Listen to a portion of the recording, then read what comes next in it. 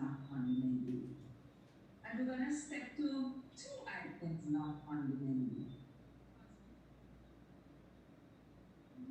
I have to publicly offer my condolences to my very good friend and colleague Dow, who has lost his father.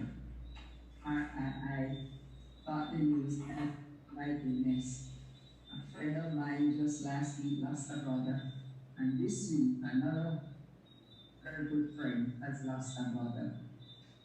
It's very painful, and I offer my condolences to him. We hope that he will find strength and what it means to get through this very, very difficult period as it will be. And it's hard to say, but the mourning never stops. Once that grief sets in, it's gonna stay. But you can smile and you can be happy with all the memories that you share with that person. So Colin, condolences to you and to the family. And again to you, Margaret. Stay great. Thank you. Yeah, so, yeah, just to get that out before we get into the program. The years of life and all the things that are happening around us.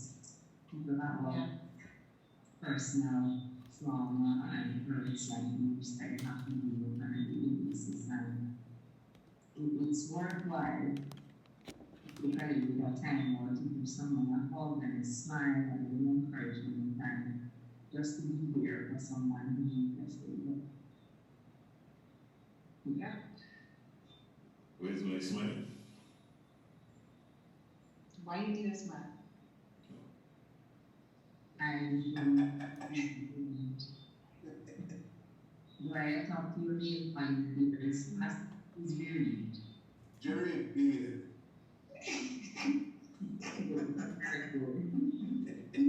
yes, frozen. It needs to be frozen. And it's fun. Technology and still. Right. So, 3 main items on our menu for the evening. Where has the CBI money in Dominica gone? We want to ask some questions about that and just discuss issues that have come about that, because it is something that's happening in Dominica which I'm sure is not unique to Dominica. You know? Welcome, Auntie. Very, very good to see you. Just talking about what's on the menu. We're going to talk about the CBI money in Dominica. We're going to look at a lawless society based on some utterances from the Prime Minister of Grenada. And we're also going to look at Carnival season across the region. Grenada has the last Carnival. It's the last lap. And next week, Monday and Tuesday, the parades will be on the street in Grenada. So all of you there, well, George is here already. Margaret is still here. Are invited to come on down to Grenada. I don't know, she might ease it. Yeah. So we want to look at this spectacle called Carnival, which is winding down across the region. But like I said, we wanted to jump off with one item which is not on the menu per se, and that is the arrest of that Minister of Government in Trinidad. Jerry, you read that story? Well, who's that today? The rest of the minister and her husband. And her husband, yes. Because they had detained them, but they actually have gone out to the stage of arresting them. It's over some fraud issue within the ministry that she functions in. And they haven't really given much. Ministry, Jerry? Say again? What is her latest ministry? Her latest mischief, you said? Ministry. Communication, I think. Just hold a second. I'm going to pull it up a second. Still struggling a little bit with my thing. So just give me a second there. Just want to make sure. You hear me okay? Yes. I'm hearing you. And I think everyone else is hearing you. My side, it kind of sounds wrong. Communications. Yeah. Communication Minister Cox, right? Yeah, Yes, communication minister is what she was. But it's Do you know that this woman has been fired from the cabinet 3 times? and it just makes you wonder. It makes you wonder when a government can have the fraud squad picking up. I mean, it's a good thing in the sense that Trinidad does it because some actually need to come to some of these other places. Oh, yes. I tell you, It's quite a few government ministers need to be picked up by the fraud squad. I'm telling you, this is not a joke. She's the Minister of Public Administration. Okay. Yeah. I was just interjecting to ask a question if you knew that she had been fired from the cabinet 3 times. This was her 3rd stint as a minister. I mean, what does that really say for our politics? Because at the end of the day, this is not just about her alone. It's about the whole system. It's about the community and the society in which we live. It seems to me that people have become very forgiving on issues of fraud and misbehavior. What used to go down as misbehavior in public office now, it seems that the community accepts it. And that is where it becomes scary because people will actually defend this. Well, I just want to say a little bit more on this. I understand that in Trinidad, after whatever triggered the investigation, I don't have details on what triggered it. Well, they haven't really said a lot about that. This is very difficult to know. Right. We got to the point where they needed a search warrant. I understand they had a very difficult time getting a judge to sign the order. And when they finally got a judge to sign it, they went to the house 4 o'clock in the morning and executed the warrant. That led to her and her husband being arrested and up to, they were brought into custody and now we understand that they have been arrested. I guess we'll later learn if any charges have been laid on them. But this woman was appointed to the cabinet in 2016. And that is a terrible feedback. I am the person hearing it. No, I'm hearing it. Okay, not hearing it anymore. What were the charges? What were the charges? Well, I okay. don't know. Well, let me tell you, Bev. It says that reliable sources confirm that the investigation relates to the distribution of over $1 million to 3 organizations from the Ministry of Community Development and Culture, but that the funds were allegedly never used for that purpose.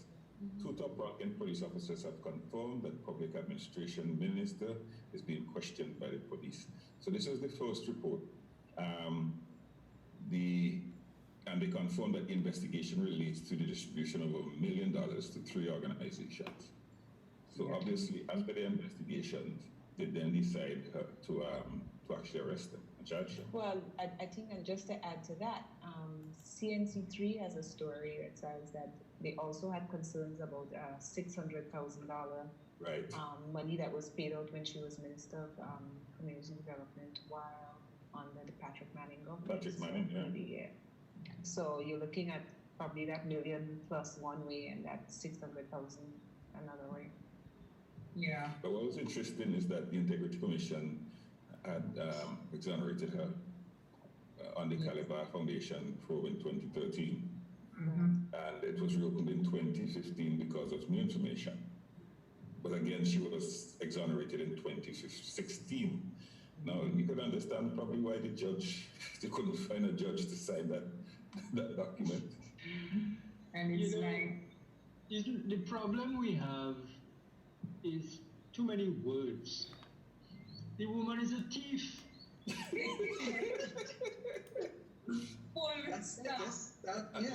But I think most people will want to try to say, allegedly, they want to add a letter. They be politically correct with everything. Well, I mean, Well, yeah, because I mean, I'm kind of like on that side until until I see the evidence. I mean, I don't want to say no, but And we who I dare? agree, but for somebody to With be picked up so many times over fraud, it does. Yeah. It takes the weight away from that person. Definitely, because it's not the first time. If it was the first time, then you go Right. quietly, you go light on that. But 3 times, No. it couldn't be. It couldn't be something serious. But it definitely. also says that if it's 3 times, the system itself is failing because if they know that she has that weakness, I mean, nobody has checks and balances in place for to be able to do it so that they have to arrest her. Something Eric. Well, that's why I pointed that the woman was fired from this same cabinet 3 times. This is her 3rd stint. So if you are the manager of the cabinet and you had to fire this woman once, you fire her twice, why do you want to her back? Well, in fairness, the time before it was under the Patrick Manning administration. In Yeah. 2015? So why is that fair, Jerry? No. In Why is that 2015? fair? Wasn't it the same 2013. population of Trinidad and 2015. Tobago that was robbed? No, actually, let me point out something, Jerry. She was fired from the cabinet in 2015. Right, over the 2013 issue.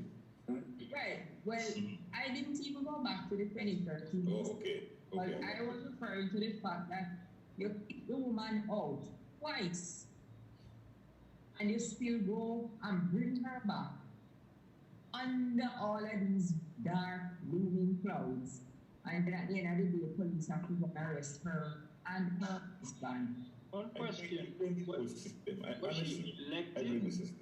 Was she elected or was she a nominated senator? How did she get Is into she a the senator? Huh?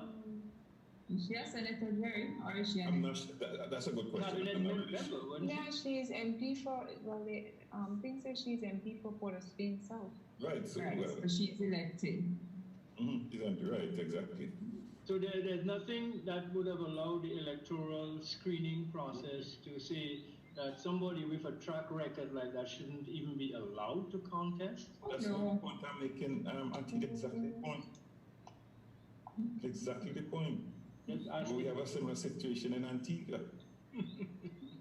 No, seriously. And I'm blaming the communities that this is from. But what is interesting about this woman's situation is that she's MP for Port of Spain South, Silots, and other crime hotspots. If you remember 2 weeks ago when they killed 2 of these guns, let me call them that, right? It was from the same area, you know. And she is with the MP fishermen? of that area. The area where they killed the fishermen. Yeah, Yeah. the same area where they executed the guy and his wife, and then the police shot the other guy. She is in that area. So you understand. In fact, what had to happen then is that they had gone ahead and announced that they were going to use the school for the funeral, and the minister had to get involved and say nothing good because people cried foul. But then you could understand why crime is accepted if there's such question marks about the minister. Exactly. Serious business, man. That is why the criminals would feel like they can use this public school to have a service for one of their own. One of their own. It belongs to them. Dwyer, we are not in their face. Sorry, I was just trying to Google this person because I dropped out for a minute and I didn't get the name of the person and I don't know the story. Oh, okay. So I was just looking on my computer here to see if I could identify the female. Yeah, What's her I name? think What's her name, you said? McDonald. What McDonald is she again? Marlene McDonald. Okay, Martin McDonald. I just find there's such a double standard, in our society. If this were a little boy on the block who had stolen a tin of corned beef from Oh, man, in the front page. there would be no discussion about the niceties of the thing, or not even about what is the value of the tin of corned beef. We would like to talk about how much she stole, as if it's material. It's not material how much she stole. It could be a penny. exactly. And Because if the severity of the crime were to be measured according to the money stolen, I mean, a lot of our people in public office today and before To be lost. would have been in jail for centuries. Exactly. Yes. So I mean, you know, we have got this whole law and severity and application of the law and equitable application of law and justice and under law all mixed up, because certain people can pick up the phone and call a judge, or call somebody who can call a judge, and most of us wouldn't even know who the judge is. So I mean, we every time we plaster things over, we paste it over, we want to use electronic means to speed up the court process, we want to use other means, but if you're speeding up a process of injustice, is this where we want to go? And that is exactly why I wanted us to start. That is why I wanted us to start off with this topic, you know, because over the years, right across the Caribbean, you will hear opposition parties jump and scream about corruption and misuse of public funds and keeping of funds and all the rest of it. But when the tides turn and that party forms a government, you would never them go after any of these people and arrest them. You know, Because they want to make sure they lead the gap. So if something happens to them, they're not arrested either. Well, I don't know if you all saw the story on was it CNN or some judge? Yes. Was arrested and had to be dragged out of a court somewhere. Did you see that story? A black woman, a judge. When will we see that happen in the Caribbean? When will a judge be arrested for inappropriate behavior or whatnot, and hauled out of the court and hauled to prison, so that people can be satisfied that, okay, there's equal opportunity under the law. Everybody is in the U.S. I mean, this foolishness is what has, you know, eroded and undermined in the ordinary person's mind the notion of justice. We have larger numbers of people do not believe that what we call the justice system is, in fact, a just system. And how do we build a society when a growing number of people believe it is unjust? But you see, question is going. That is true, but I coming back to what our societies accept. And it's frightening, because in the past, the society would have a sense of these things, but today it is absolutely defended. Yeah, but you know, Jerry, I mean, listening to what Atty said earlier, it may very well be that people have been numbed into not doing anything. I mean, you have those people who, of course, will defend, but I think a lot of other people have probably just thrown their hands up in the air and say, look, I can't win, and so they just give up. That is sad, though, because, I mean, it leaves the entire society exposed. Yeah, yeah. You know, that is scary. That's what we need to confront. When people who are engaged in illegal practices in broad daylight, contravening the laws in the broad daylight, and these are the same people who are getting exceedingly wealthy and influencing the direction of the society, while the ordinary Joe Blow and Jane Moe, who are trying to stay out of jail, trying to stay out of court, by obeying the law, even obeying the traffic law, see nothing coming their way. It is only logical to expect Joe Blow and Jane Moe to decide the best way to make progress in this society is to break the law. Yeah. Absolutely. Absolutely. That And a lot of our younger people, young men and young women, have made that decision. That the the only way to progress is to break the law. Absolutely. That's why I tell you, I like where this discussion is going, and that is why that we would start with this topic, which is not one of the main topics, because it all comes down to the kind of societies that we live in today, where elected officials and people in positions of leadership and authority are the ones who need to be arrested and put in jail, but they are the untouchables. And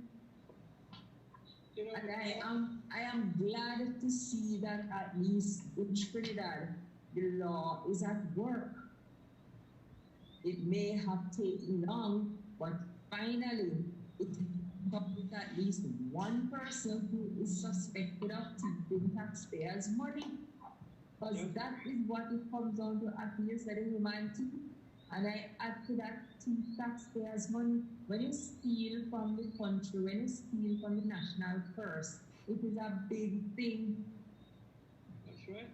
You know, you talk about big crime and small crime and of crime and value. When you are entrusted with national resources and you go and thief it for yourself, that is a totally different kind of thieving than a little man who go and thief into coconut or thief a mango or thief something like that. Who not condoning the thief, you know, a thief is a thief. But that one thief, and all him doing with the money is go and buy food and go eat. Unfortunately, if it is somebody who's hooked on drugs, they go and go search for drugs. And people hooked on drugs and looking for things to farm, usually go for things that will go very quickly. They don't want nothing to stand up with them, you know? But there is thief and there is thief, and the first kind of thief is the thief who is entrusted with something that belongs to somebody else and end up taking it for themselves. Because these people take an oath when they assume public office,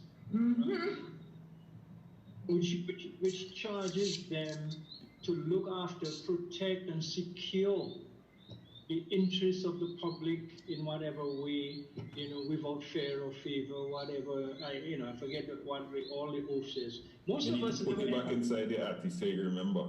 Most of us never take an oath, but we try to live by what we think we know is the right thing. But you know, Jerry, there's a flip side to all of this. An incident which occurred in our local fresh marketplace not a couple of days ago points to it. It has a bright side and a dark side, which is the response to our failure to allow justice to prevail without fear or favor in our society. A young man seemed to have assaulted a woman in the marketplace, bust her out. I don't know if she was attempting to grab a purse or whatever, but whatever it is, he bust her out. There was no police around. You know what happened? The crowd, yes, man, grabbed a hold of him. They didn't beat him, but he did not get up. But in another kind of situation, it is not improbable to imagine that that crowd would not have been so disciplined, and that young man, his life could have ended up being in danger or ended by a crowd so enraged at his unlawful attack on this woman that they would have just gone over the edge. So mob rule. You understand? We are headed kind of down that two-track road, you know, where people will take things into their own hands and hopefully do it like that crowd did in the marketplace. But if it's a crowd of younger folk armed, they're not going to be so kind. What do we do? And we do. And sometimes it's not the crowd, it's probably just in the country. referring to the territory in which these things happen. You know, in a place like Jamaica, when a crowd picks up somebody, you know, they're not taking them to the police station. You're right. She's right. I experienced that. The first time I saw that, that's very true. You know, so there is this sense of vigilante justice that people will take the law into their own hands and do things. And it stems from a distrust or a mistrust of the system. They turn to the law and they're going to set him free, and people don't want to set free. So they deal with it themselves. Yep. I think we should probably take our break and come back and roll this discussion right into one of the menu items, which is a statement from the Prime Minister of Grenada.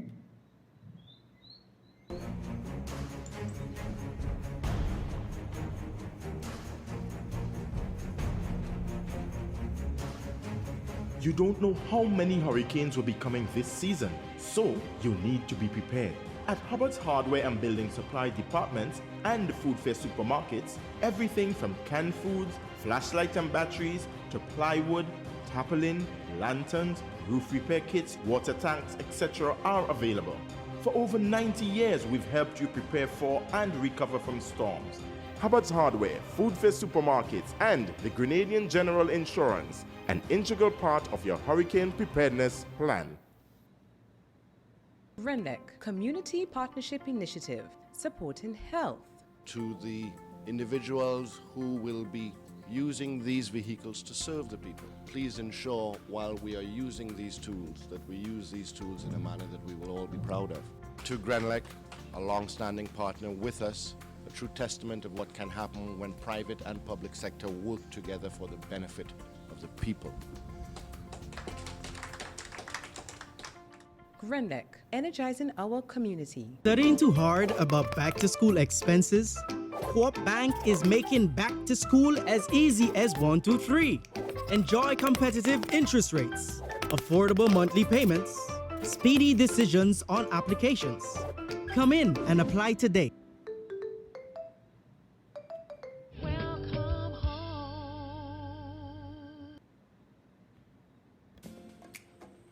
Juve chocolates, cocoa nibs, and cocoa balls from Diamond Estate Grenada are now available at Amazon.com, Amazon.ca, Amazon.co.uk, and GrenadaMarket.com. Try the sensational touch of nutmeg and a touch of ginger chocolates, 75% dark and rich, 100% pure cocoa, and their 60% dark and sweet chocolate bars today. Amazon Prime members enjoy free shipping on these orders in the USA, Canada, and Europe. GrenadaMarket.com.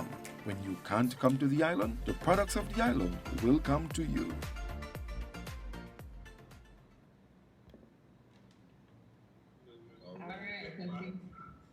are back at this edition of Mek We Chat.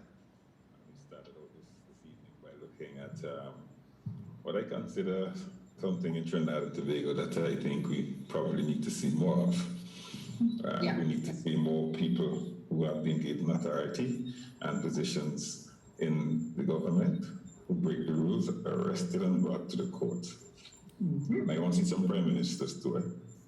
Yeah, that is why before the break I said I like where the discussion is going, because a few weeks ago the Prime Minister of Grenada, when the whole cell phone scandal broke, and if anybody who has been under a rock and haven't heard about that, a former member of government who still had his cell phone being paid for by taxpayers in the country, it came to light a few weeks ago, about a month ago, that he had racked up cell phone bill in excess of $70,000 over a 3-month period. Now, when that story broke, the Prime Minister went to the United States and he had a town hall meeting somewhere in New York. And in that meeting, he laid responsibility for these things at the feet of public servants and said they are supposed to do their jobs. He said that politicians can't tell public servants what to do. They can't push them around. And any politician who tried to push around public servants would be a dead politician. all these things he said. And then, lo and behold, before those words fall from off his lips, they were still dangling on his lips. He sat down in a news conference right here in Grenada this time and declared to the world, that he has a 14-man security detail who are police officers that he cannot allow to go on vacation, contrary to the law of the land.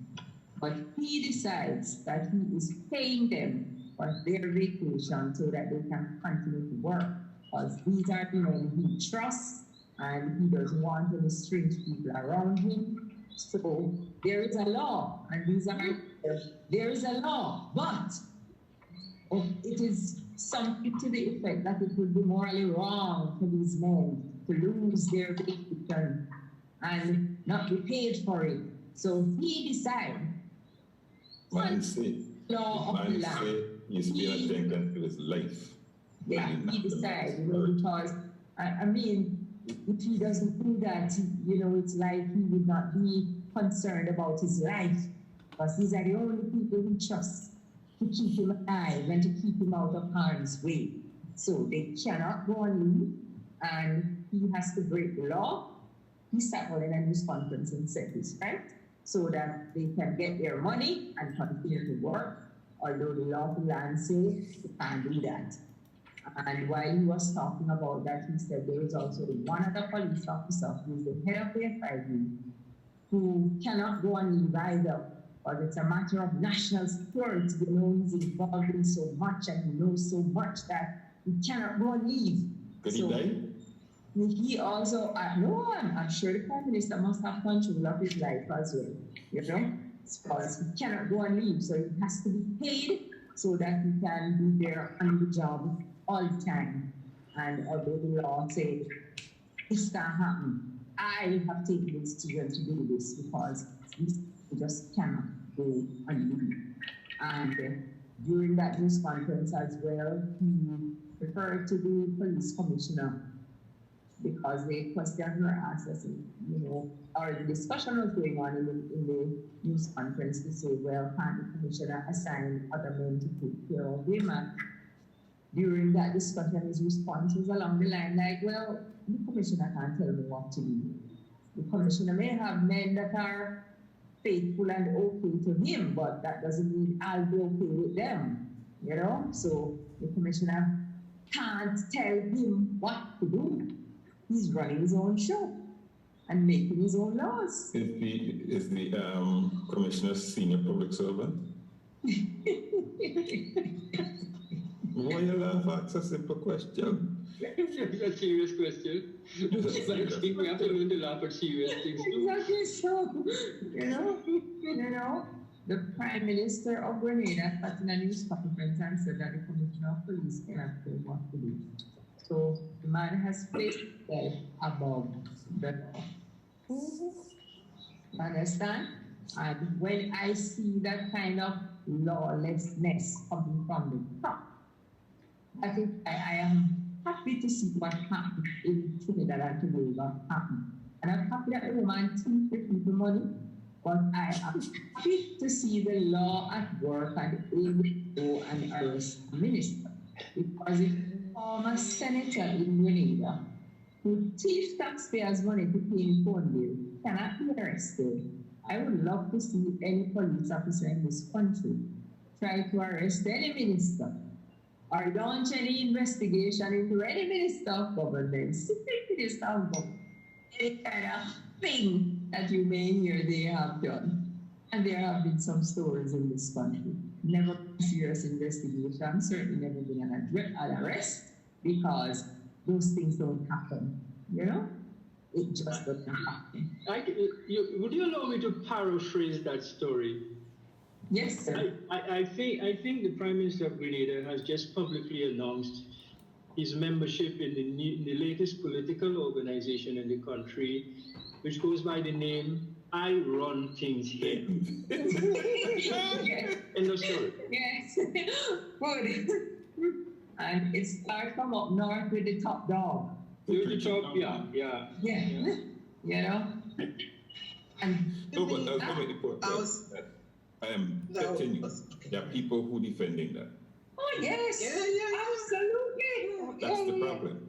But what I was thinking that he sounds like he's quite paranoid actually, but he must remember that the people who he trusts going to turn out to be his worst enemy. History has shown that how many times? How many times? So many times. So that's just being a joke. Going to turn out to be our worst enemy, darling. So you're not safe, whole thing. But I Unless understand. you do like what Gaddafi did, just have a set of women around him. Oh yeah, better you have some women to spare. Yes. All female. And when you have this set of women around, you remember Samson and Delilah, you see? Let me know. Beverly. Yes. I need a little clarity here. Firstly, and very quickly with the Trinidad lady. Yes. It is good to see a process has begun. I think it is important, notwithstanding what we have heard here tonight, I think it is important to let the process work and see what the final outcome is in terms of the judicial process. But she has to be presumed innocent until proven guilty, notwithstanding all that we've heard tonight. But it's very, very encouraging. Yeah. Now, with regard to the... Sorry? I say absolutely encouraging. Yeah. And it's hopefully the beginning of things to come. It's going to be very difficult because corruption is systemic in our society, as is fear. Now, with regard to the Grenada situation, I don't quite understand. Do the Grenada laws say, well, I mean, imagine they say that everybody has a right to vacation. Yes, it's part of the law. Now, so the Prime Minister is saying, I don't quite understand. If you Prime don't... Minister is acknowledging that law. He says it is the law, but... But what? He needs I'm not going to let that happen. So they work through their vacation and they get vacation pay plus their regular pay. Yeah. That's right. They get vacation pay plus the regular pay. Regular pay, right. That is in contravention of the laws of Grenada. Correct. That's right. Okay, well, we shouldn't have to get to something like that. First of all, it is almost suicidal. Let me say it is suicidally foolish to want security officers around you who not only work long hours. I was in government. I didn't have security officers walking around with me. I didn't need it. I don't like to have too many people around me anyway. But security officers around a prime minister work 25 hours a day. Okay, it is the worst job in the police force. It is, and I believe that we should reach a point where security officers for government officials should come from a special unit. They should not be police officers. Pretty much like the U.S. Secret Service, a professional unit. But I don't think we should get too carried away. You say 14 people, that's a lot of people for one man. Exactly. That's a lot of people, in my view. So I think it is suicidally foolish to want tired people to be providing you with security. And not tired over one 24-hour period to another, but over 1 year to another. And paying them is not going to remove their fatigue. The most dangerous thing in the world is a tired security person. The most dangerous thing in the world. Now, so just make it simple and and we have recommended this here in St. Kitts and Nevis, a special unit. You train police to go and do police work. Okay? For example, in St. Kitts and Nevis, we are told we have the most police officers per capita in CARICOM. So send out the detention. No, we're not sending home anybody. When the detentions come here, they don't want to come back, you know, Jerry. I know. They don't know. They love even though we don't grow sugar canes anymore. We actually, it's sweet. That's there. And we like it. We love it. And we need more people. It must be managed, of course. So that should be a special unit. And I don't think the Prime Minister should be careless in the things he says. Words matter. We are looking at an example in the United States where you have a leader of a country. And let me tell you something, whether it is President of the United States or Prime Minister of Grenada or Premier of Montserrat, they all get to social media at the same pace and could do you some serious damage. There is no need for him to pick an argument with his police chief. Now we know how the politics works, and I will understand, because even the United States President, if he feels uncomfortable with a Secret Service officer, his office will tell the head of the Secret Service, you see that guy Jerry George? I don't like how he watching me. I don't like how he watching Michelle. I don't like how he watching Malaya. Okay? I don't want him around. And they have to, I mean, he's the leader of the country. So you have to, I mean, not that you're pandering to people's eccentricities and that sort of thing, but there has to be some give and take. But I find that the Prime Minister of Grenada needs to let the law work. His officers, in his own interest and in the best interest of the country, because he's elected as the leader, the Prime Minister, he's elected and he becomes the Prime Minister. They need well-trained, well-rested, apolitical professionals, not only providing security to ministers, but also providing police services to the countries. And this is one of our biggest problems. This is one of the reasons that politicians don't get prosecuted, because the entire system of national security is compromised by politics. Yep. But you know, Dwyer, what you say raises a parallel consideration. I'll just throw it out, not maybe for full discussion, but for our thought. Yeah. I do remember the time when prime ministers in our region did not have more than maybe one security officer who was also their driver. I remember John Compton driving himself. I remember Eugenia Charles strolling and driving. James Mitchell.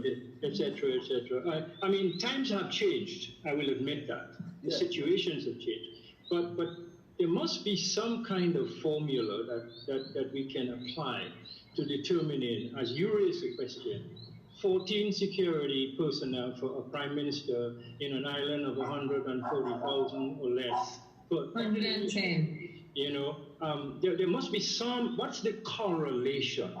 You know, if you extrapolated the number of security people in the detail for the President of the United States against the population of the United States, or the GDP of the United States, or the whatever of the United States, you maybe could see, well, yeah, it's a world power. He warrants that kind of thing. What is it that happened, and when did it happen? That the security, the safety, the welfare and well-being of our leaders in our small island states became a matter of such concern that you think 14 is a lot. We have more than 14. And the what you call, it's a motorcade. Yes. Whenever our boy here has to move, and the weaponry is amazing. Amazing. And so the question is, what has happened? Is it something that has happened to us as a society? Is it the politics, as you are hinting? Or is it something that has happened to the behavior, the focus, the activities of our leadership that brings them into contact with persons in the outside world, which could lead them to believe that at some point or other in the discussion, their security would be threatened no matter where they go. You know, what is it? What is it? Why? Because that's an expense to the state. 5 or 6 large, SUVs filled with armed officers to protect somebody from a population that has voted Has you voted them in, exactly. That is what becomes really crazy. I ask us to just maybe sprinkle a little bit of that into the conversation. No, and it's very important, actually, because you could take that a little further, I'm sure you will have observed that in that convoy, because we have convoys here as well, it's not only you have convoys, convoys too. Oh Lord, help us. At least one of the convoys, the motor is always running. But when you look at it, you say, what's wrong with these people, Exactly. We will tell you what we have to tell you. We don't have to shoot you down and have no cool like that. This is foolishness. But having said that, if you are a leader of a people and you project yourself into the community to create a perception that you are afraid and you need all this protection, then move yourself out of the way, man. Don't be no leader. And it's costing us too much. You're too costly to be our leader. I just don't. That's why I'm not getting into Grenada politics, but I'm saying 14 sounds like a lot. And I'm sure that we are not far off here. And our population, on a good day, Afi, on a good day is $55,000, $60,000. On a good day, sorry, not dollars. People, excuse me. On a good day.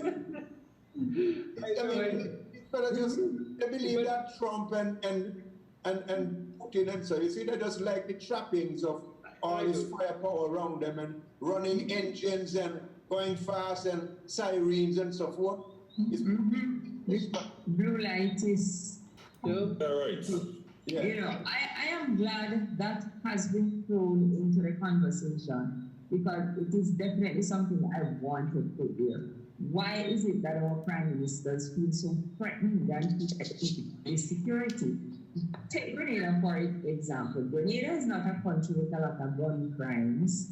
We don't have to worry about drive-by shooting and that kind of thing in Grenada. It's something which would be very, very foreign to this country. But even if you did, and as a former Minister of National Security, I can assure you that in today's world, you rule out nothing. The question is the application of the right resource and the right amount of resource to each particular situation. And in my view, this is exaggerated. It's excessive. This is excessive muscularity. But let's reinforce that point.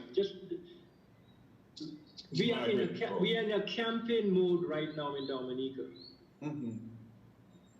Roosevelt Skerritt is out on the hustings, campaigning, different constituencies and so on. He is, in his capacity of a politician campaigning, accompanied by that robust security presence.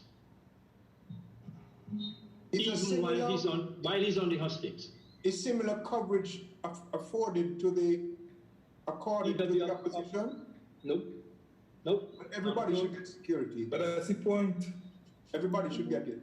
Margaret was coming. During the last election here, I remember going to Team Unity meetings. They were in opposition at the time.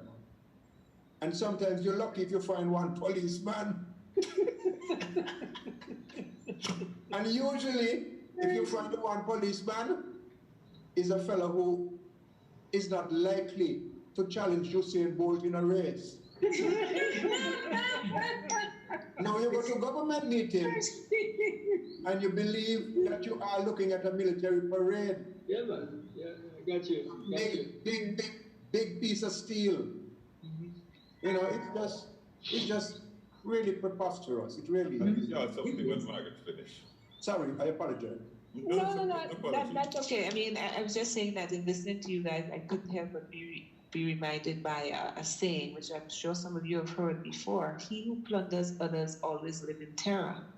So maybe they are living in terror because they're plundering others. Absolutely. That was just, my thinking on the need for all this security. Obviously, you're scared of something. Definitely. And you know, what I said.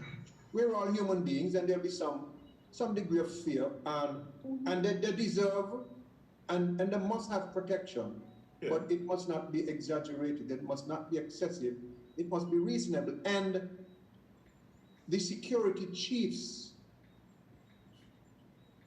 know problems. The security chiefs, not the politicians. I was in the international security in St. Kitts and Nevis. I did not have 1 hour's training in security. I have to rely on my professionals. So when the police commissioner says such a, and I can't give the police commissioner orders, that's not how it works.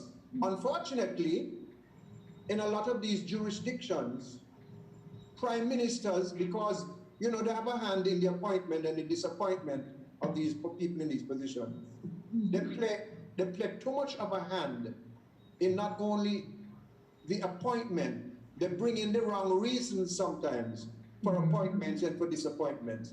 And then they interfere and intervene in the process of police commanding. And that finds itself trickling through the entire culture of the police force and compromises the professionalism and effectiveness of the police forces. And I am sure what I'm saying about our situation here is equally true of all of yours. Yeah, exactly. Absolutely. That's what I said to you. Let me tell you something. When this Prime Minister came to office, the former government, they had 1 car. In fact, when Anna Minister took over, the 1 car broke down. It had been 14 or 17 years old. They had to sneak him out of the car into another one. Before that, the same Prime Minister made big to-do about government vehicles and use of government vehicles. When he came, 5 vehicles was in the detail, right? That's one thing. Pause a second there before you go to the second thing. I understand that we have been disconnected from the net, but George says we are still recording, so the program will be up. Okay. Later. Yeah. The second thing is, the Prime Minister some years ago claimed that these Trinidadians had come into the country and they had come to assassinate him and they have all the information. They never pick up nobody till this day now. Till this day. And then suddenly they manufactured this high-power rifle, which they say they found somewhere in the hills. And this apparently was the rifle that was going to be used. All of these things are just to justify the level of security, the abuse of the number of security around them. Thirdly, during election times, the Prime Minister details is addressed in red, inclusive of the Commissioner of Police. You're making joke, Jerry. Making joke? You're making joke. I'm making joke? You see, that's what I'm saying around the Caribbean. A lot of this nonsense happens and people don't know. And when you and Ireland complain about it, people think that you are going.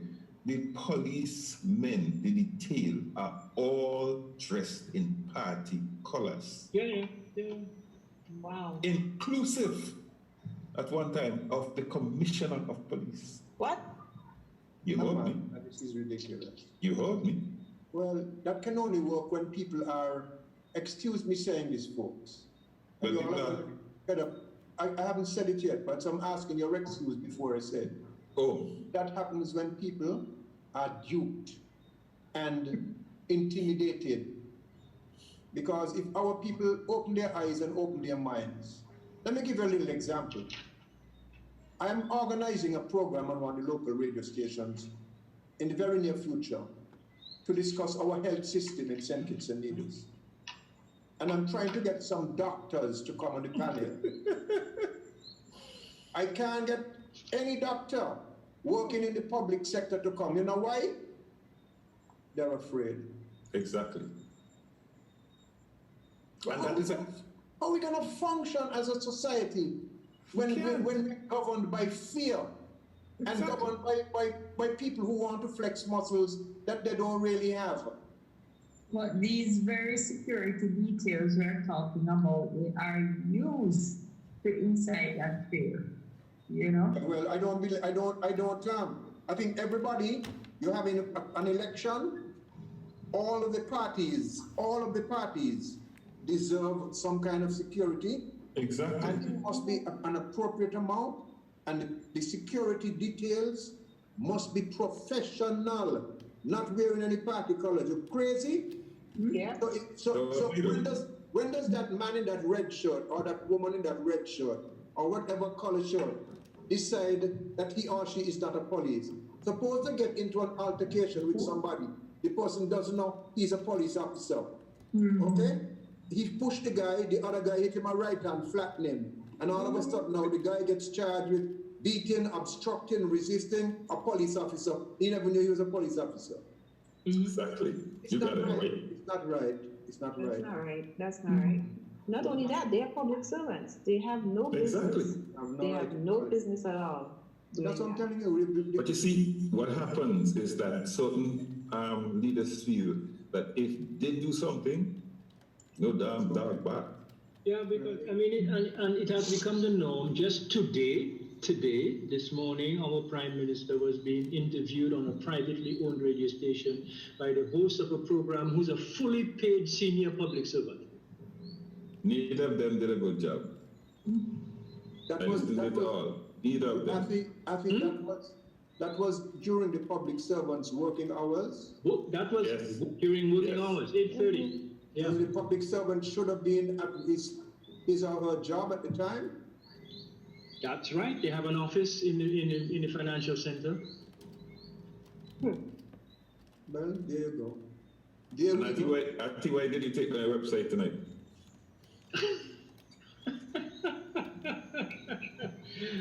The website went down. I thought it was you. I said, "By Jerry, we don't get enough road already." We need to take the break and come back, and then after will tell us what happened to the website. Yes. Cyber warfare. Juve chocolates, cocoa nibs, and cocoa balls from Diamond Estate Grenada are now available at Amazon.com, Amazon.ca, Amazon.co.uk, and GrenadaMarket.com. Try their sensational touch of nutmeg and a touch of ginger chocolates, 75% dark and rich, 100% pure cocoa, and their 60% dark and sweet chocolate bars today. Amazon Prime members enjoy free shipping on these orders in the USA, Canada, and Europe. GrenadaMarket.com. When you can't come to the island, the products of the island will come to you. Studying too hard about back-to-school expenses? Co-op Bank is making back to school as easy as 1, 2, 3. Enjoy competitive interest rates, affordable monthly payments, speedy decisions on applications. Come in and apply today.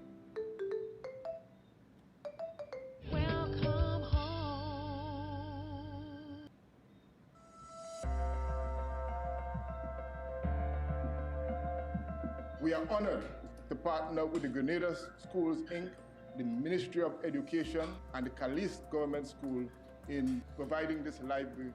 GCPI program put $120,000 or 66% of the cost of the library. But it's not an investment that is intended to bring a financial return. It is an investment in the human capital of our youth in Grenada. GrenLec has shown us their seriousness about partnership, their seriousness about education, and their seriousness about nation building. That local partnership tells our major donors that Grenada is interested. We have got a big vision at Grenada Schools. We believe that what we can do is, through literacy, have the most literate country in the Caribbean. We are very happy that you got this gift from ourselves and from Grenlec. We see this library as a unique and valuable resource. One of the best things about receiving this library is that it honors and recognizes the efforts and contributions of a company like Grenlec and Grenada Schools Incorporated. Since 1994, Grenlec shareholders have invested over $22 million. This has been invested in the communities throughout Grenada, Carriacou, and Petit Martinique. We hope this library will serve the students and school well for many years to come.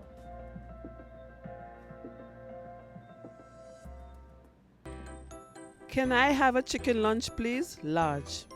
Real nice today. Mm-mm. I don't want that. But you just asked for a chicken lunch. I don't have problem with the lunch. Afraid the container. What is the problem with it?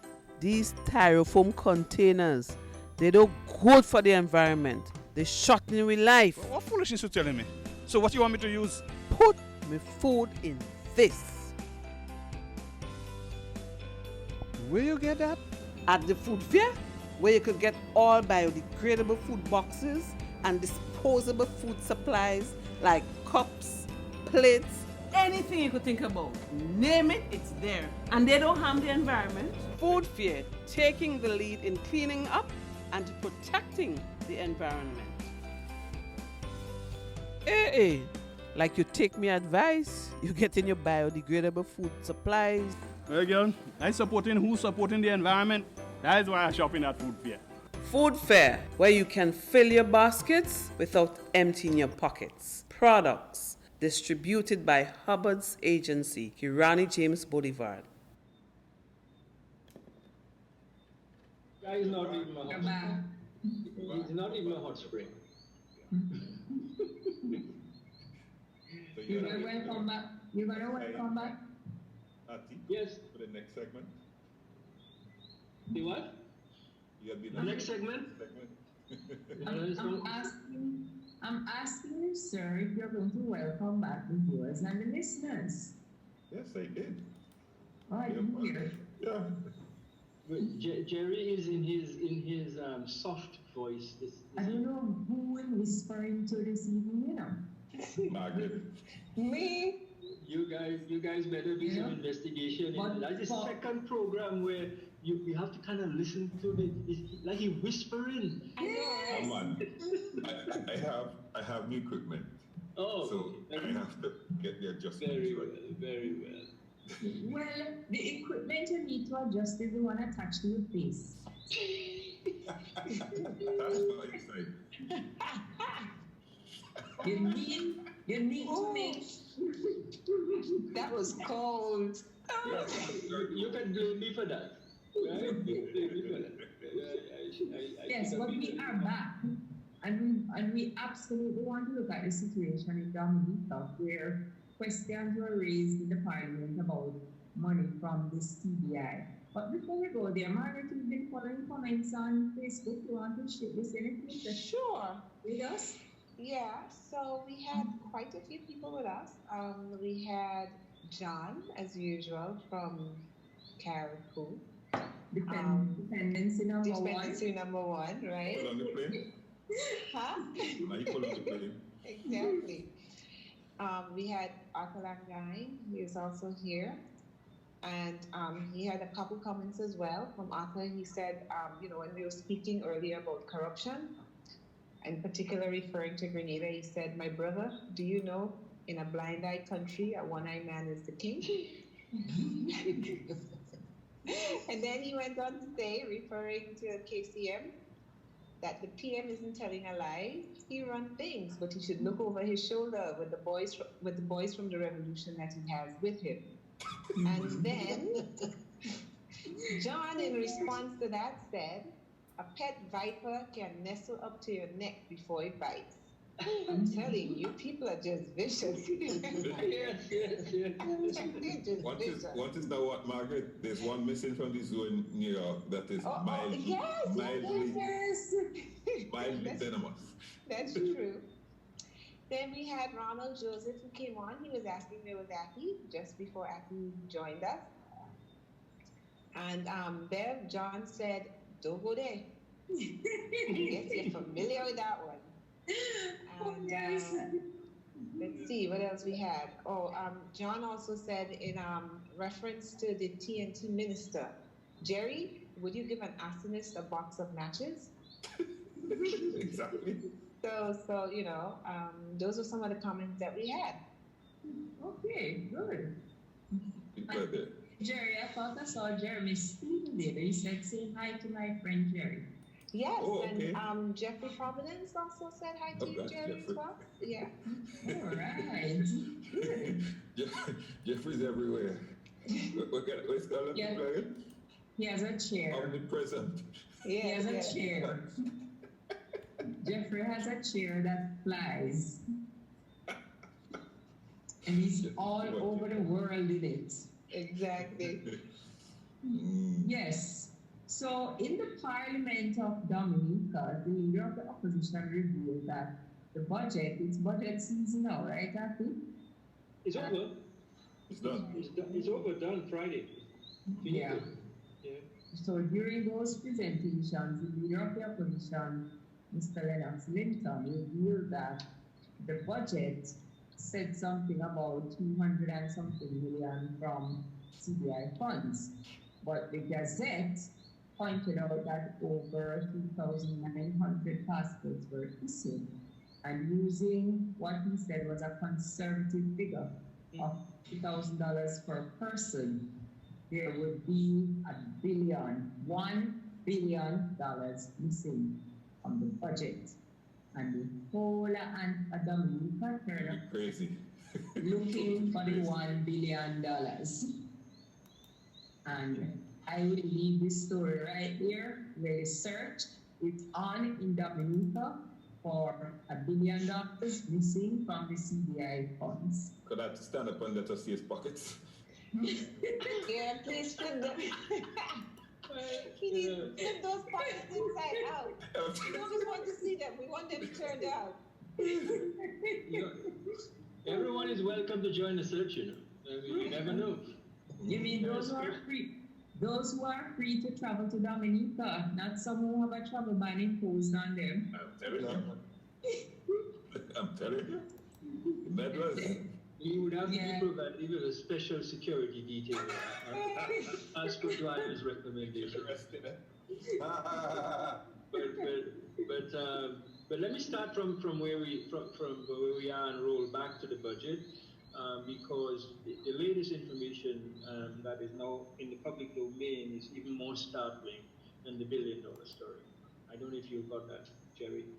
But calculations, fresh analysis and calculations have been done by some really sound and impartial and professional minds, both here and overseas, Dominicans. And we're not looking for $1 billion anymore. Yeah. We're looking for $2 billion US. But the other thing, Auntie, that's just for 1 year. 1 year is after. Yeah, well, we're coming to that. Because, and that is after having prorated the 3,961 passports that were reported as being sold and new citizens coming on board between August and December of 2018. So when you prorate that over the 12-month period, actually, that's where you get the first $1 billion. Unfortunately, and what was shared in the House of Parliament during the budget debate, as far as on the revenue side, was the grand total of 226 million EC dollars, as reflecting revenue from the CBI for the year. So that's what started the search for the missing $1 billion, and it got people to look deeper into the program itself and to discover that, as with most of the programs, you have different ways you can become a citizen. You can become a citizen by just paying a lump sum, in our case, $100,000 US. Not refundable. That's the option, what we call option 1. That goes straight to the government, and it goes into the diversification fund, which gets applied to various either government or other private projects selected by the government. The other option, the other way you can become a citizen, is through the investment, the real estate investment program, where the minimum investment is $200,000 US, and it targets a selected project that has, again, had to have been approved by the government. So in this case, the Kempinski Hotel, San Rafael's Hotel, and the other. We have 7 of those on tap and at various stages of construction in Dominica. The numbers crunched against the investment option would show that if that $1 billion that is missing is in fact what was missing, it meant that the number, each room being built would actually cost almost $1 million EC dollars. I mean, just do the numbers yourself. Nowhere in the world is that really a reality. So something has happened. The money has come in. The money in the first case that went straight to the government has not been fully reported on.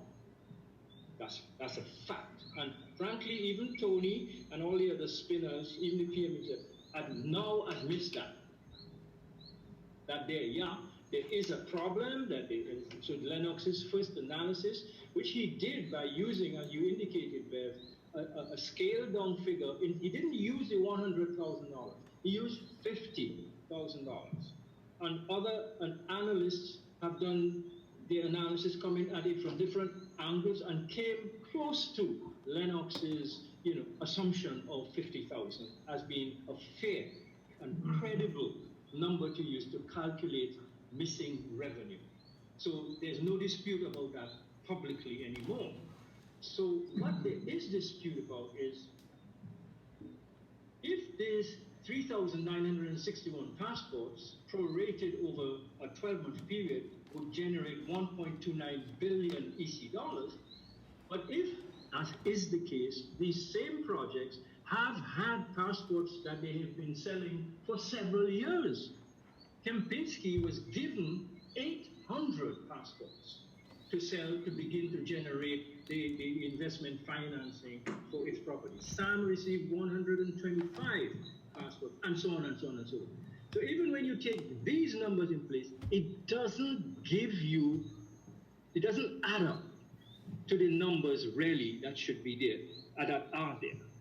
And so there is a huge question as to what has happened to that money. The spinners are suggesting, they've been put into escrow accounts, various escrow accounts. Nobody can name those accounts. Nobody can say where they are being held, who are the signatories on these escrow accounts, and how much is in those escrow accounts, how much has gone in, how much has come out, and what the balances are. A refusal, so there's no disclosure. It's just a blanket kind of, distraction. A throwaway statement. Yeah. But hold on before you go, Ati. Before you go, because I think this point needs to be made. Yes. If even they were in escrow accounts, who owns those accounts? Who controls those accounts? Well, that's really what is interesting. From the start of the CBI program under Eugenia Charles, there were 2 signatures on these escrow accounts for the investment. There was the Attorney General and his office, and the investor. So the investor could not take any money out of that account without the oversight and signature of a government official. Right. And vice versa. And vice versa. Right. And vice versa. Good point, Dwyer. However, these escrow accounts, there is no named public official who is signatory or oversight officer on these accounts. The Prime Minister had his winding up half hour on the debate to provide that information. He took another almost 2 hours today on radio, and he still has not provided any additional information. Hold on, Natty. Hold on. Not only did he not provide information. But see that same information you just gave where he said that 2 people have to sign? Yes. He made the point also that if somebody reneges, that the government will take the money. And I'm thinking, how could the government get the money if even see the person run away? How could the government get to the account? Well, that is what leads us to believe, and this is why we are now demanding full disclosure. It leads us to believe that actually these accounts have in fact been set up.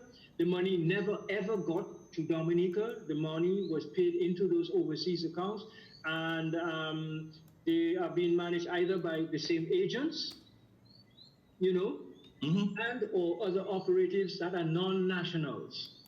Remember the kinds of friendships that our Prime Minister had established over the years with Alireza Monfared, with Francesco Corallo, Njila Singh, and so forth and so on. Alison Mandueke. These are people who have been caught with billions of dollars, some in their home and in their accounts. And that is what the international financial community, has interest in. How did you get it? That is what the government of Nigeria wants Alison Mandueke to bring back this money to Nigeria. Monfared, the government of Iran wants Monfared to bring back this money to Iran, etc. But these were the people who received diplomatic passports from our Prime Minister personally. And it is not rocket science to imagine that they assisted, for a fee, I'm sure, in managing these millions. But I'm sure it's not $200,000 either for them passport. It's what? That's I'm sure it's not $200,000 for those diplomatic passports. No. Because remember, and that is one of the reasons they pulled down the website. They were throwing this money, these big figures around 200,000 US, and he said, and I'm saying US, he kept, that's the minimum. Minimum. Now, there is no ceiling on what an agent can ask or receive for a passport. And that agent does not have to declare the actual money received, because there's just the amount that's required to go into the diversification fund. Just that is what has to be declared. But you could have charged $500,000, $1 million, or more for the passport, depending on the client's needs and capabilities. So we end up in a situation where the minimum calculation arrived at by at least 2 of the analysts thus far shows that we are in shortfall with credible assumptions on this program. We are in shortfall of $2 billion US. US dollars. Over, yes, US dollars. The trade with these passports is in US dollars. They are only reported in EC for purposes of the budget, which is why 226 million EC dollars is peanuts. It's not 100 million even. In the bigger scheme of things. So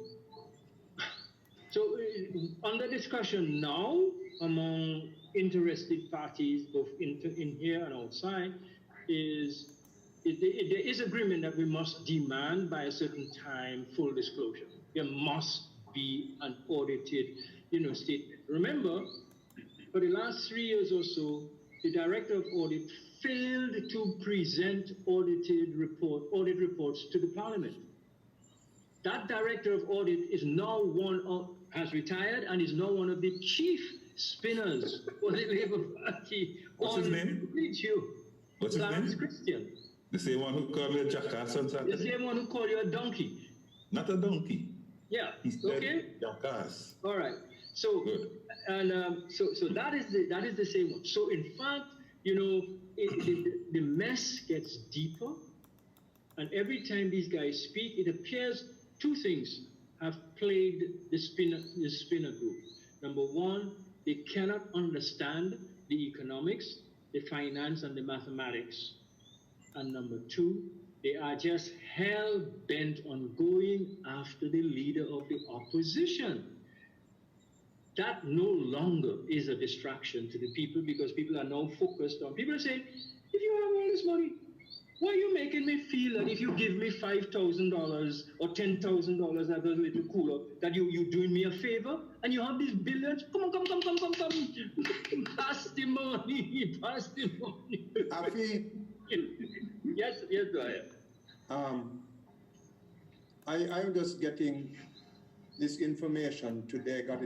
I got some stuff very late from Beverly and from George, so I really haven't had a chance to absorb it. Okay.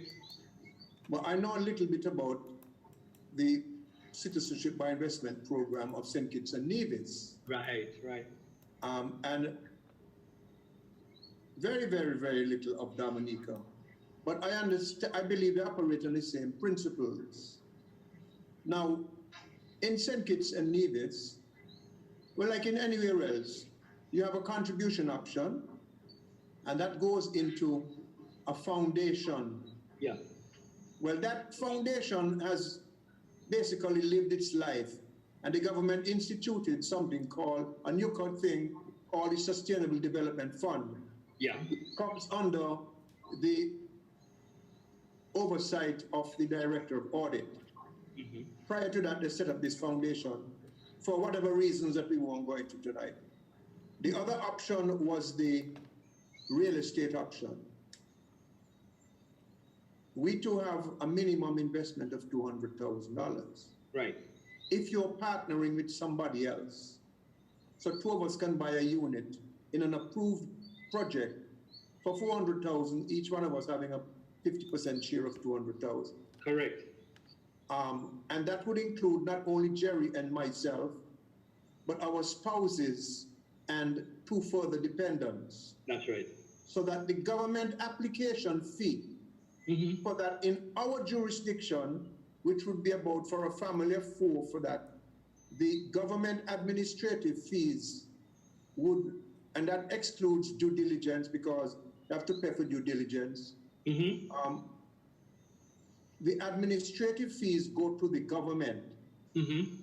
For a family of 4 or 5 here, I think it's about $75,000. So that works out to about $15,000 per person. Yes. What I don't understand is, and I believe you all have a similar formula, but your numbers are lower in terms of the government administrative fees. I think you start at 25,000. 35. 25. 25, okay. In St. Kitts, we start at 35. Okay. So what I am not getting is the arithmetic. The arithmetic? Arithmetic is something I pride myself in having a little bit of understanding of. I don't know how they come up with the figure of $50,000 per head, because under your system, a family of 7 can pay $70,000 in government fees, and $70,000 would cover 7 applications. The fees are separate from the investment amount. The investment amount does not go to the government. Can't go to the government. The investment amount in our option 1 goes directly to the government. Now, I understand that. And it goes to our sustainable fund too. And the vast majority. But let me ask you this, Afi. The $100,000, that covers a family of what, 4 or 5? That's per person. No. That's per applicant. I will bet you you're wrong. I bet you it includes a single person or somebody with spouse and up to 2 dependents. What I'm saying is this: using the benchmark of $50,000 might not be the right calculus to use, because $100,000 for the contribution option might be able to get you 3 or 4 passports, and under the real estate option, the $200,000 minimum investment added to the $60,000 or $70,000 could get you 7 passports. So I don't know how they could average it at 50, and I'm not taking sides here. I just want to break down the arithmetic. And it seems to me that $50,000 per head might be a little bit on the high side. And I don't know how they reach $2 billion. I don't see the calculus. Well, but what I do like is the fact that the conversation is taking place. Right. Government now will have to say, look, here is whatever it is we have to show. Here is how the escrow accounts work. Here are the signatories. Here are the amounts allotted to each development, that sort of thing. And so explain to the public so the public understands. You see, I having been in politics, know how easily people get excited, especially when you're talking about money.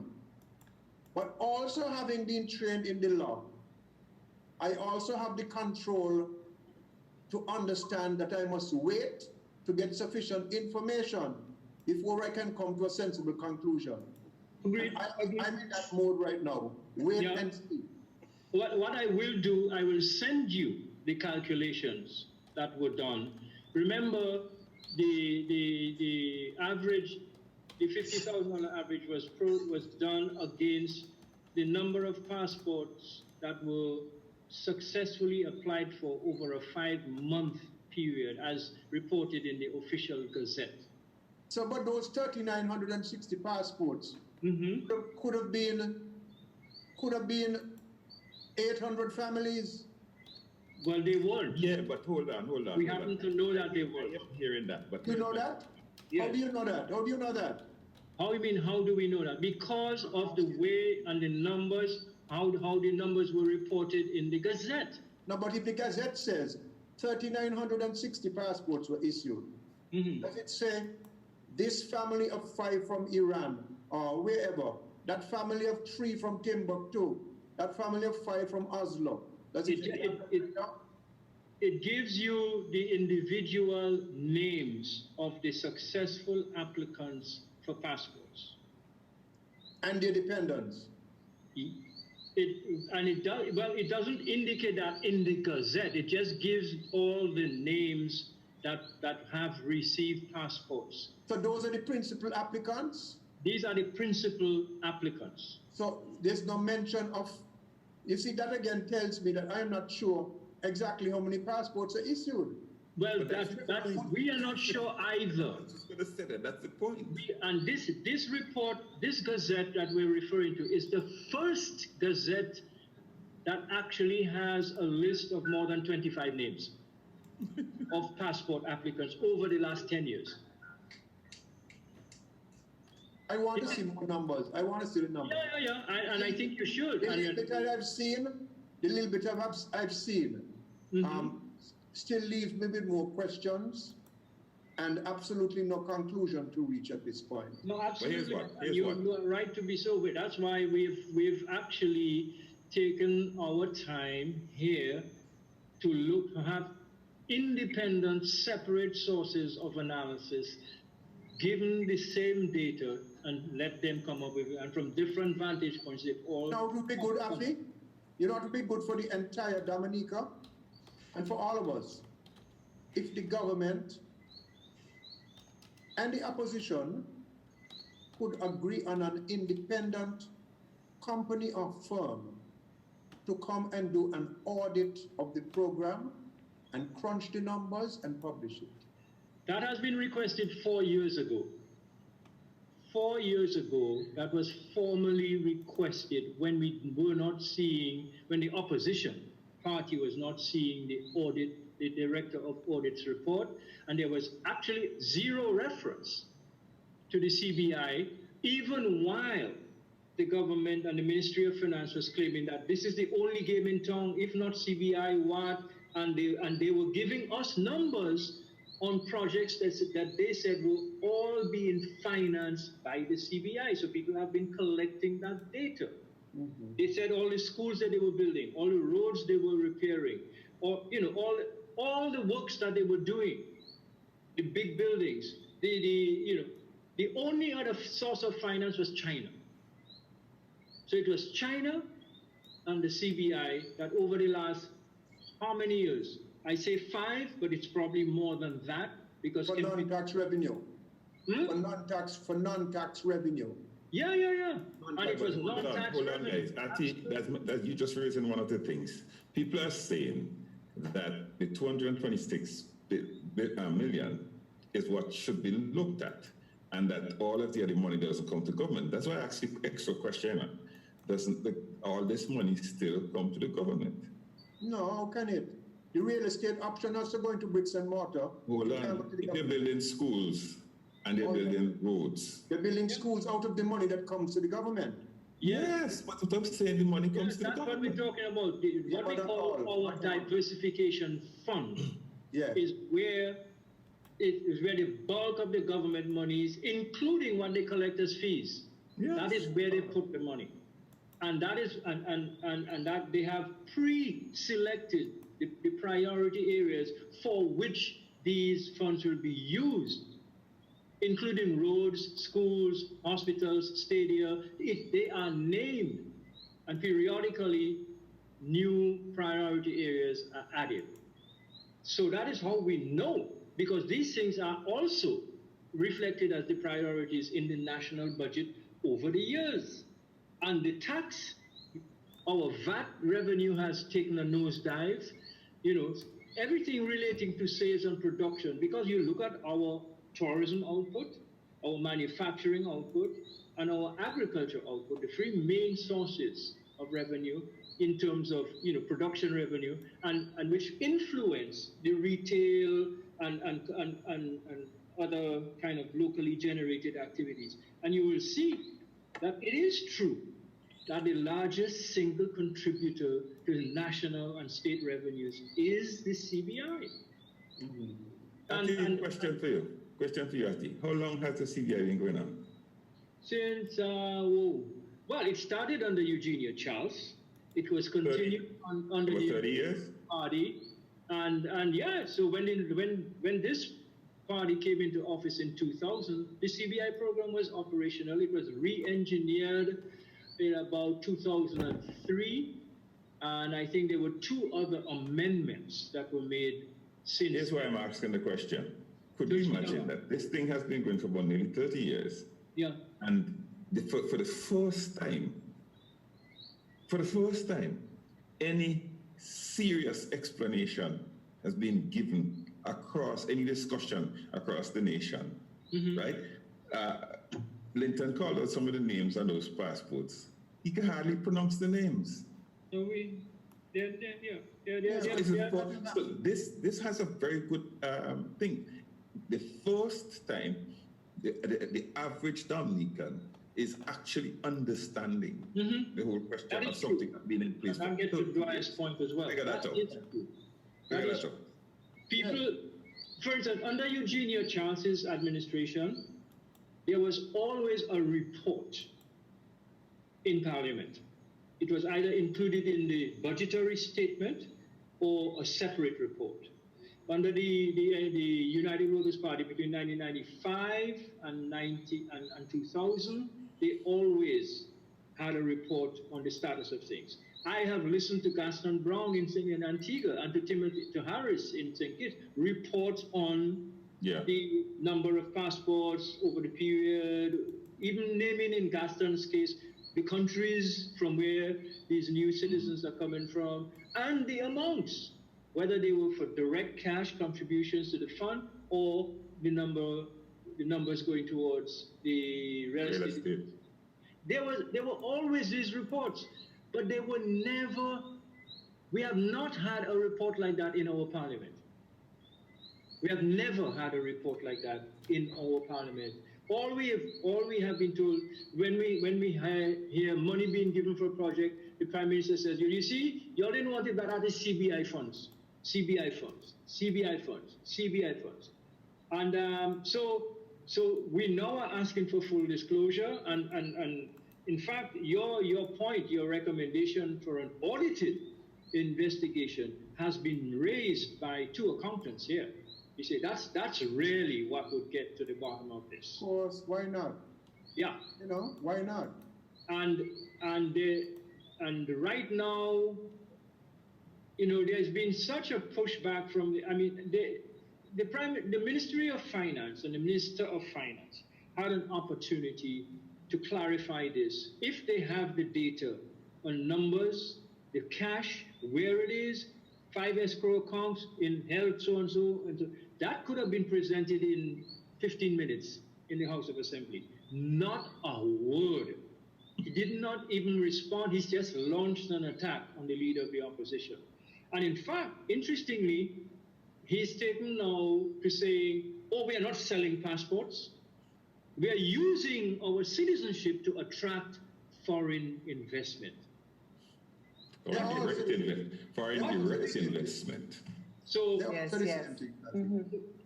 I remember that stuck with me very well. Yes, foreign direct. You said it as a tool. As a tool. We're not selling passports, right. But that the opposition is choosing to say selling passports because they know that will get to people. We are selling people passports. React. We are and without. But you are. I agree with you, Ati. You are. Without defending or trying to rationalize anything. Other countries do it. The United States does it. Other countries do it. So the idea of selling citizenship, if you will. Dwyer, that does not make a difference. I'll tell you why. Yeah, I've heard that argument. No, I'm not rationalizing. I'm saying on the street. People do it. The point is, we have options, Dwyer. We could have stimulated our agriculture. Bananas alone was earning $140 million annually. Now, the point I'm making, Afi, is not as broad as that. It's just a narrow point. It's a source, as Jerry says, it is a source of foreign direct investment. It's a good non-tax revenue source. Let's look at it just strictly in those terms. I'm not being judgmental about it as if it is the right or the wrong thing to do. I'm just looking at it, trying to look at it clinically. It is a revenue source that a lot of countries capitalize on, large and small. The US EB5 program is a very large program. In fact, I think it was introduced by Obama, whatever that is. And it generates revenue. I'm sort of like, I'm agreeing with Dwyer on that, but I think to what Ati may be saying, I think in the case you need the accountability and the management of the program, and I think that is what is missing and is creating the problem. In all of these things, and Afi, what you said you heard from St. Kitts, reports in Parliament, detailed reports about our program. Yeah. Well, you heard something that I never did. The next time you hear it, call me. Let me listen too. Okay. I have been this government here, when they were in opposition, they screamed to high heaven that they were going to do an investigation into the sugar industry diversification foundation, and they hired Ernst & Young to do it 4.5 years ago. Yeah. No, we can't see a peep of that report. Well, maybe they fabricated one. Well, I don't know. Without the help of Ernst & Young. You see, anyhow, but the point I make is this. In today's world, today meaning the kind of world we have over the last 20, 25 years, 30 years, you better have taken steps to protect yourself before you go into a program like that. And the kinds of persons that have ended up with our passports, I don't know about the case of St. Kitts or Grenada or whatnot. We've all had the same experiences. The kinds of criminals that have ended up with our passports are not the kind of people you want carrying around those documents. Yeah, and that goes back to the management and the scrutiny of the program, because the kind of money that you're talking about, Ati, I mean, just think about it. If that money had been spent on development in Dominica, for the interests of Dominicans, I mean, everybody cool. Just thinking about what could have been done if you had an honest broker handling this program for this country. I mean, just thinking about the amount you're talking about. And the government this week just borrowed $140 million. So see, if they had managed that program properly, they would no need to borrow money. You wouldn't have to borrow money because you had that money. Because the national debt is already 1.5 billion EC.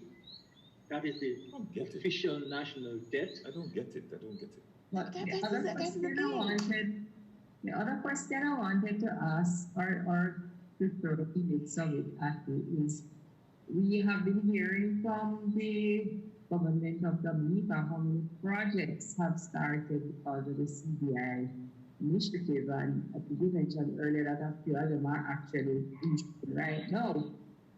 Where are you getting workers? 60,000 people or 68,000 people? Where are you getting for 7 major projects? I don't know.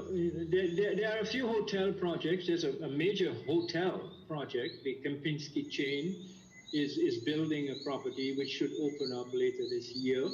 You know, they were given 800 passports to finance their property, to go sell and finance their property. It raises for us a question, several other questions, but there are about 4 or 5 other much smaller projects than that. But I have some pictures at the of some projects started up, like Instant Kids, that haven't gone anywhere. They started. But these two have started. Several pictures like that. Then some of the housing for some of the people who were displaced from Tropical Storm Erica in 2015, they have only this year been rehoused. That money was built using CBI money through passports that were given to a Montreal management firm. We have no idea how many passports they were given, but they are selling passports internationally and using that money to build those houses for Dominica. We have, there's been no report from them what those houses actually cost, how much money has been raised to do that, and how much money is left in the fund. We still, it's campaign time, so we hear the government plans to build 5,000 houses using the same CBI money. So that is what has agitated people to say, okay, if that's what you say are the numbers for the CBI, let's look at them, report on them. Sure, okay. And there's no disclosure. Listen to me. I remember about 5 years ago, probably 6 years ago, when St. Kitts was able to pay off the IMF. I actually happened to have been at the IMF at the time. The IMF told the St. Kitts, because St. Kitts was wont to use the money as part of their recurrent expenditure. And I remember that the IMF counseled St. Kitts, don't do that. Take the money and they paid off their debt. All right? Now, having paid their debt off, St. Kitts must have had, and at the time, help me, Dwyer, you remember what the debt figure was? 300 and something million, I think it was. The debt? The national debt? No, the loan from the IMF. The debt that helped to fix the economy. The debt to GDP was 200. No, not the debt to GDP. Remember, when the IMF comes in, they will give you structural adjustment loan. Structural adjustment monies. Well, they paid that off long before it was due. They did. I think it was about maybe $300-some million. I think 320 million. Yeah, something that range, and they paid it off. So if they could have paid off that by that time, I could imagine how much money I got, boy. A lot, but still, a lot of the money was ill-used, ill-spent. Pork barrel, they use it for sexy political things. Rather than absolutely necessary infrastructural things. And and Jerry, do you know how many approved projects we have here for our Citizenship by Investment program? How many do you have in Dominica, Athi? You said as far as we are aware, 7. We have 84. What? How could you manage 84 projects? You can't. No, so you can't. It is wide open. Wide open. At least in Dominica, you said you will get X amount of an allocation of X amount of citizenships, call it passports if you want, in order to meet your costs to complete your project. But the problem, though, Dwyer, there's a silent project which is financed by the CBI, which dwarfs these 7 projects. And the silent project is the government, is the state. That is our main source of revenue that is used to run the country. That's my point. And so, and the IMF in the reports for the last 5 years has warned about that because of the volatility of this CBI program. And if you read a story I just broke on Gulf News today, focused on St. Kitts actually, but if you apply the lesson there, you will realize that the volatility has actually escalated, exponentially in terms of the uncertainty about the future. And if you have now made your country's operational budget dependent upon that source of revenue, which is what the IMF was warning about, then you will run out of money and your country will stop. That is the problem. It's 65% of Dominica's budget that's dependent on CBI. Excuse me? That's maddening. 65%. Yes. That's 65. maddening. And that is what it is. It's probably higher than that. I believe it's higher than that because you have $1 billion budget. No, it has to be higher than that. That's all madness. government works, all government projects, various statutory bodies, public works. Every time a minister opens a project, you say, thank God for CBI. It used to be thank God for Skerrit, but now it's thank God for CBI. So, that is the danger. And that is why, it's like you're collecting taxes, but you're refusing to disclose how much taxes you're collecting. But it's not taxes you're collecting. You're selling passports. I'm not saying this is the case in Dominica. You said that some people used to say, thank God for Skerrit. And now people say, thank God for CBI. In some countries in the region, which will not be named, they usually say, when they refer to God, they mean the leader, because the leader from God. Oh. Thank God. No, you're absolutely right, Dwyer. Thank God for CBI. Yeah. Thank God for CBI. They become gods. Yeah. We make them gods. Absolutely. But it's the almighty dollar. Yeah, well, there you go. People don't care where the money comes from, really. There you go. Exactly.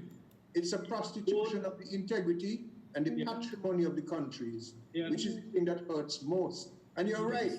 While the CBI might be able to that's the point. Not just the leaders, Well, the country. It does not stir the people into economic and social and cultural creativity. Because here's this money coming in, and they seem to be blind to the fact that, yes, every year the IMF warns us about this program, our over-reliance in every year. And the FATF and this and that want to close us down, the same program. And we are not seeing that sooner or later, it's going to happen. The thing is going to hit the fan, and you know what that thing is? Now, you put into that mix, Dwyer, another hurricane, another Category 5.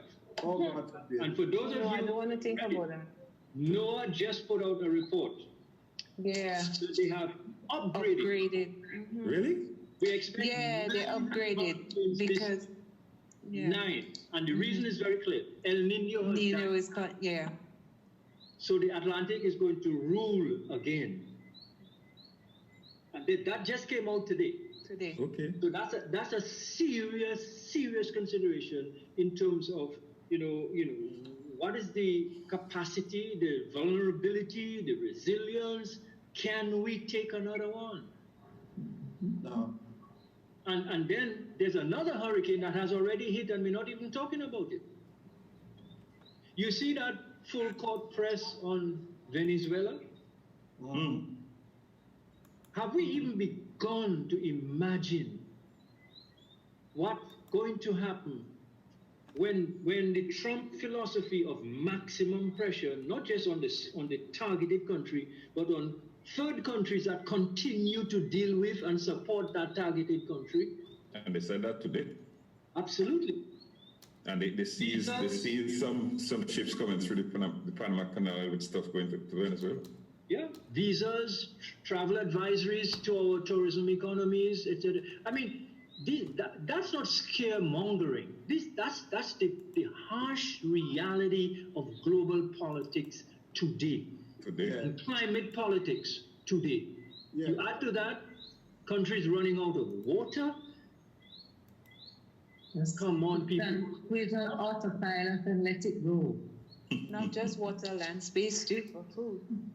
So we do have some very kind of a perfect storm. So what? Go and destroy the rainforest. They're asking you people to cut back on how much land you use to plant food. Yes. Bolsonaro is cutting down the jungle in Brazil. Bolsonaro. The Bolsonaro is cutting down the jungle. Yeah. Yeah. Next puppy show again. What, we have 7 minutes left, folks? More like 6. Oh, yeah. So this thing with Dominica, you know, out of evil cometh good, as they say. I believe this is an opportunity for there to be a public conversation. Try to have it rationally and calmly and cordially and transparently. And that if the government is standing on the side of right, then let the record show. Yes. If not, then fix it. Fix it. But you see, Dwyer, from the time the government rushes and takes down the website to which they've been pointing to everybody, a signal has been sent. A wrong signal has been sent. Why are you taking down the evidence that you have been using to prosecute your case? Why are you taking it down? And I understand that and I agree, but you see, again, the side of me that sent me to England to freeze my tail off for a few years, the law tells me, do not rush to conclusions. No, I'm not rushing. I am just saying it sends a signal. But I know I can't. I have to wait and see. I know we have to be more transparent. And every topic that Beverley has chosen here tonight is interlinked with the rest. And it started with the one in Trinidad. We have to govern better, and we, the citizens, have to take a greater role and responsibility in the way we are governed and what we put up with and tolerate.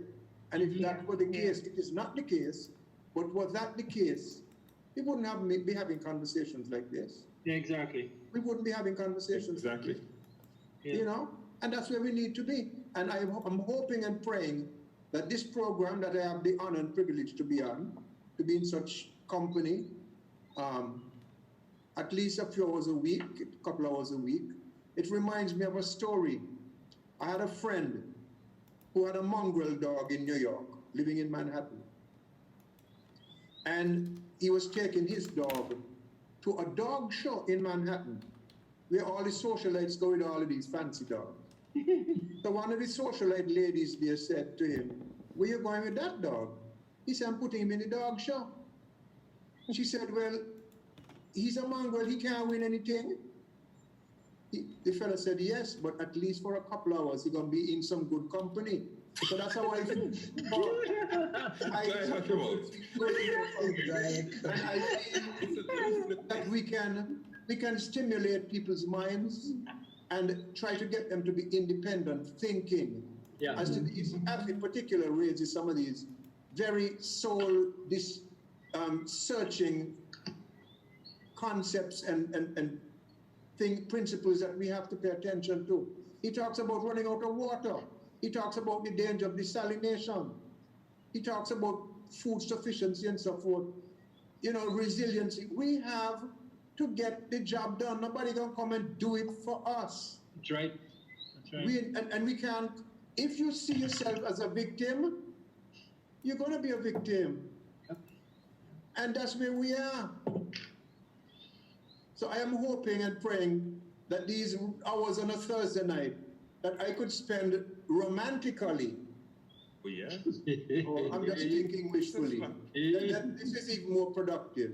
And more productively, I imagine. I'm grateful for the opportunity. Grateful for the opportunity. Thank you, Dan. Thank you, Dwyer. Appreciate it. Do I leave two people here blushing, but oh no! Please yourself. One is too dark to see it clearly, and the other one is, gosh, it can't hide. One of these days, I will hear Beverley Sinclair make that statement. You know. I have, you know, you keep me from my other duties. I must apologize for not being able to make it last week because I really want to talk on the matter of emancipation. But maybe what's still alive next year. Okay. We're still alive. Okay, we may just do it another time. Yes, in a month, yeah. I just got an update here that the minister in Trinidad, she has not been charged. Okay. Still in detention and probably will spend the night there. Okay. That's bad enough. Yeah, they can hold for 72 hours. Yeah. With no charge. Yeah, so no Okay, charge. it's that time when the clock starts to count down. And again, let me just thank all those who have joined us this evening for another edition of Mek We Chat. As usual, you hear all the sides right here. All right, we hold no punches for no side. And we will let, even if we have to disagree among ourselves, we will, but that's what healthy discussion is all about. And so I want to thank you very much to those of you who make comments on the post. We might not have been as diligent tonight in dealing with those, but they're there and we can still have a look at them. We feel Margaret for that one. You know, no. We went off. We got all the comments before they went off. What's that? We got all the comments before the gremlins hit. Okay. Okay. Great. But folks, and one last parting shot. Can I give a quick last parting shot? Afi? Yeah. Do not be surprised if out of this conversation that is going on in Dominica now, you see people starting taking out lawsuits against each other. Don't be surprised. No. Dominica custom to get the lawsuit they have blessings against Linton. All of us. Yeah. Anyway, thanks again, folks, for joining us. And again, George, thanks for holding the fort and keeping us on air. To all, have a great rest of the week. Yeah. So long until next week, God willing. God bless. Bye. Yeah. Bye. Bye.